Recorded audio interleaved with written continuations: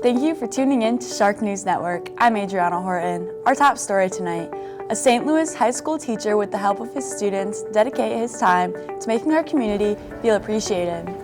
We had the opportunity to speak with Mr. Phil Maxwell to discuss what drives him to help his community. Thank you, Adriana. I'm now here with Mr. Maxwell, who is responsible for creating wooden plaques and toys for our community.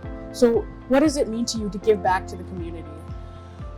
It is a great passion of mine and our shop to give back to the community because there's so many needs in our community, and there's so many people that don't have and aren't appreciated. And one of the things that we can do, I feel, as a shop is to give back. And we've done that through providing plaques to veterans in our community. And we've also done that by providing toys for elementary kids in a couple different school districts. It's wonderful. How do you think this impacts the students who take this class and help you make these things? I think as a culture, we don't naturally serve one another. And one of my desires is that if we take these plaques and these toys and give them to everyday citizens in our communities, I think it sets an example and shows a pattern of how we could be living and should be living. And so I think our kids have this opportunity to see the service side of it. And it's so joyful for us to give a gift. And if you've ever experienced that, you truly understand that. And so that's what really I desire for our students, is to experience that joy of giving a gift. Giving is a wonderful feeling. Yes. So thank you so much for letting us interview. I hope you have a great day. Thanks, you too. Thank you, Carson. Overall, we can all agree that what Mr. Maxwell and his class does for the community will always be appreciated.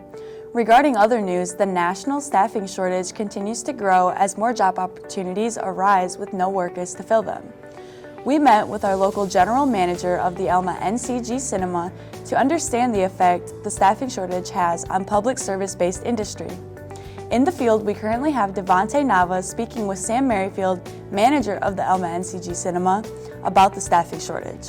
Hi, I'm Devontae Nava, here with Sam Merrifield, our local NCG general manager. Pleasure to be here. Pleasure to have you. Now, I'm just going to sort of jump right into the interview. So as I'm sure you're aware, America currently is facing a national staffing shortage. What is your opinion on this? Why do you think America is going through this currently? I think a big part of it, I guess with the whole pandemic that we had, a lot of people went from working in person or in their office to working from home. And I think a lot of people got comfortable with working from home. So once we kind of got into the post-pandemic era and a lot of companies started bringing their employees back to the office, I think a lot of people didn't really want to go back to the office, so that left a few jobs that were left open. And I'm sure that could be quite troublesome in your industry, working in a theater. Yes. How may that be?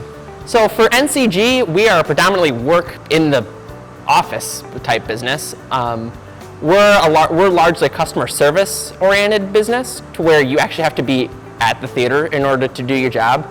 There's not a lot, especially at the theater level, that you can do from home. So we have kind of seen a little bit of a struggle with filling some of our positions. And I know it's not just us here at NCG. A lot of industries that do customer service in our area have struggled to fill some of their jobs. All right. I do have to ask you this. How has it affected the public service industry, would you say? I think a lot of that we're still feeling the effects from the pandemic, where there were a lot of jobs available, but we didn't have the people to fill the jobs. So a lot of industries, including us a little bit, have shifted from more employee to customer based relationships to customer kiosk type relationships. Like here at the theater, our customers, they come in, they purchase their popcorn tubs, but they actually fill stuff up on their own. Whereas before, they would be served by an employee, and that employee would fill their drink, fill their popcorn.